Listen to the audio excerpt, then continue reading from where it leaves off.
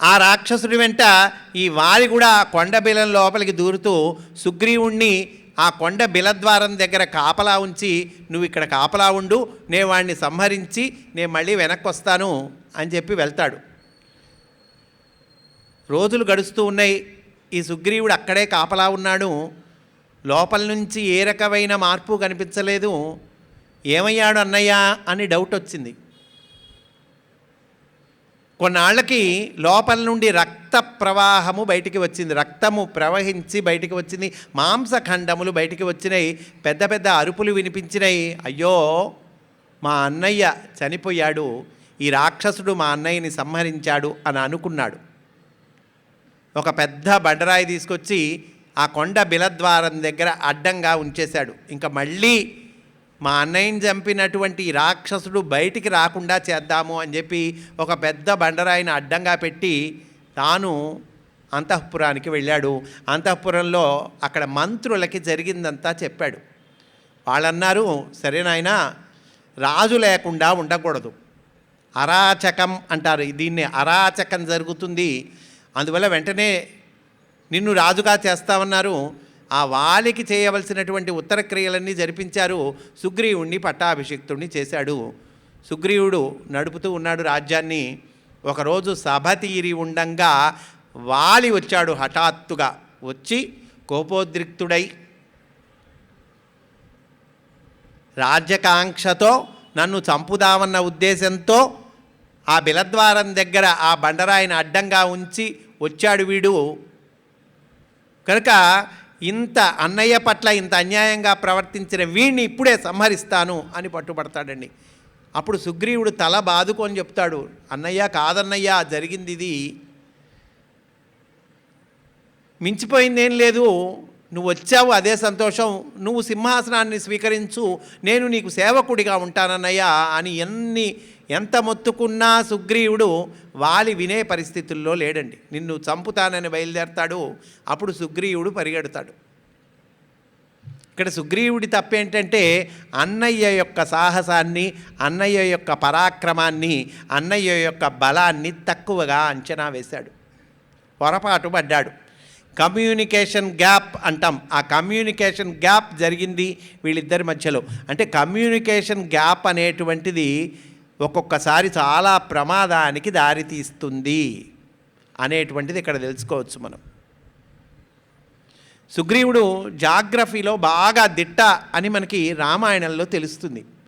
అంటే భౌగోళిక పరిజ్ఞానము, ఎక్కడ కొండలున్నాయి, ఎక్కడ నదులున్నాయి, ఎక్కడ సరస్సులున్నాయి, ఏ ప్రాంతంలో ప్రజలు ఎట్లా ఉంటారు, ఏ ప్రాంతంలో ప్రజలు వారి వేషభాషలేంటి, వారి ఆహార విహార వ్యవహారములు ఏంటి, ఎక్కడ నదులు, సముద్రములు, గుట్టలు, ఇవన్నీ ఔపోసరబట్టినటువంటి వాడండి. ఆ భౌగోళిక పరిజ్ఞానము, జాగ్రఫీ బ్రహ్మాండంగా తెలుసట సుగ్రీవుడికి. కారణం ఏంటి అంటే ఈ వాలి భయంతో భూగోళం మొత్తం పరిగెడతాడు, తిరుగుతాడు పరిగెడతాడు, అక్కడ ఇక్కడ తలదాచుకుంటుంటాడు. మళ్ళీ అన్నయ్య కనిపెడతాడేమో అని మళ్ళీ ఇంకో చోటగా పరిగెడుతూ ఉంటాడు. అట్లా ఈ భౌగోళిక పరిజ్ఞానము మొత్తము కూడా సుగ్రీవుడికి వచ్చిందని చెప్తారు. ఇదిగో ఇట్లా మా అన్నయ్యకు నాకు తగు వచ్చింది అంటే రామచంద్రమూర్తి అంటాడు, ఓహో అదే, సర్లే కంగారు పడవాకయ్యా, మీ అన్నయ్యని నేను సంహరించి నిన్ను పట్టాభిషిక్తుణ్ణి చేస్తాను, కంగారు పడవాకు, మీ అన్నయ్య చేసినటువంటిది అన్యాయము అని చెప్తాడండి. అయినా సుగ్రీవుడికి నమ్మకం కుదరదు. ఎందుకని నమ్మకం కుదరదు? శ్రీరామచంద్రమూర్తిని చూసింది ఇప్పుడే సుగ్రీవుడు, కానీ వాళ్ళ అన్నయ్యని ఎప్పటి నుంచో చూస్తూ ఉన్నాడు. మా అన్నయ్య బలం ముందు ఎవ్వరూ పనికిరారు, అంతటి బలవంతుడు. నిజానికి వాలి సుగ్రీవుడు ఇద్దరూ బలవంతులేనండి. కాకపోతే వాలితో పోల్చుకుంటే సుగ్రీవుడు కొద్దిగా బలం తక్కువ, కానీ సుగ్రీవుడు కూడా బలవంతుడే. కానీ వాలి మహాభయంకరుడు, పరాక్రమములు గలవాడు. వాలి బలపరాక్రమములు బ్రహ్మాండంగా వర్ణిస్తారు. అంతటి బలపరాక్రమములు గల మా అన్నయ్యను ఈ రామచంద్రమూర్తి సంహరించగలడా? ఇది సంశయం అండి, సుగ్రీవుడికి మనస్సు లోపల సంశయం. అందువల్ల వెలిబుస్తాడు అది. ఏమయ్యా మా అన్నయ్య బలం చెబుతాను విను. దుందుభి అనేటువంటి రాక్షసుడున్నాడు. ఈ దుందుభి అనేటువంటి రాక్షసుడు వీడికి బాగా యుద్ధ కండూతి. వీడు కూడా 1000 ఏనుగుల బలం కలిగినటువంటి రాక్షసుడు. పైగా వీడికి వరాలు కూడా ఉన్నాయి. దాంతో వీడు బాగా గర్వించి మదించి ఎవరు నాతో యుద్ధం చేసేవాళ్ళు అని తిరుగుతూ ఉంటాడు. సముద్రుడిని వెళ్ళి అడుగుతాడు, నువ్వు నాతో యుద్ధానికి వస్తావా, ఫైటింగ్కి వస్తావా? చూడండి, సముద్రుడి మీద ఫైటింగ్కి వెళ్ళటం ఎంత ధైర్యం కావాలండి. అంటే సముద్రుడు అంటాడు, నా వల్ల కాదయ్యా, నేను యుద్ధాలు చేసేవాడిని కాదులే, నీకు సమానమైన బలం గలవాడు కావాలంటే అదిగో హిమవంతుడు ఉన్నాడు. హిమవంతుడు అంటే ఎవరండి? పర్వతాల మొత్తానికి రాజు.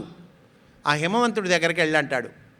ఈ దుందుబి అనేటువంటి వాడు మళ్ళీ హిమవంతుడి దగ్గరికి వెళ్తాడు. హిమవంతుడు అంటాడు, నా భలేవాడివేనయ్యా, ఏదో ఋషులు సాధువులు వాళ్ళు తపస్సు చేసుకుంటారంటే నేను ఆలవాలమవుతాను, అంతేకాని సాధువుల్ని ఋషుల్ని పోషించేటువంటి వాడిని, నాకు యుద్ధము ఇవన్నీగా నీకు సమానమైన బలం కావాలంటే అదిగో వాలి అనేటువంటి వాడున్నాడు, కిష్కింధాపురంలో ఉంటాడు, వాడి దగ్గరికి వెళ్ళి అన్నాడని. అంటే హిమవంతుడంతటి వాడు ఇతని నేమ్ సజెస్ట్ చేశాడంటే ఆ వాలి ఎంతటి బలవంతుడో చూడండి. అప్పుడు ఈ దుందుబి ఈ వాలి దగ్గరికి వస్తాడు. ఈ దుందుబి వాలి దగ్గరికి వచ్చి తొడతరుస్తాడు, సింహగర్జన చేస్తాడు, ఫైటింగ్కి రమ్మంటాడు.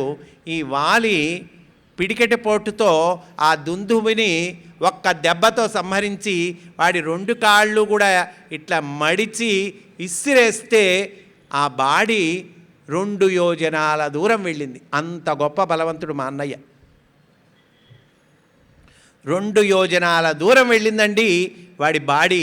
వెళ్తూ వెళ్తూ వాడి రక్తపు కక్కుకుంటూ వెళ్ళాడుగా, ఆ రక్తపు బిందువులు కొన్ని ఈ మతంగ మహర్షి ఆశ్రమం మీద పడ్డాయి.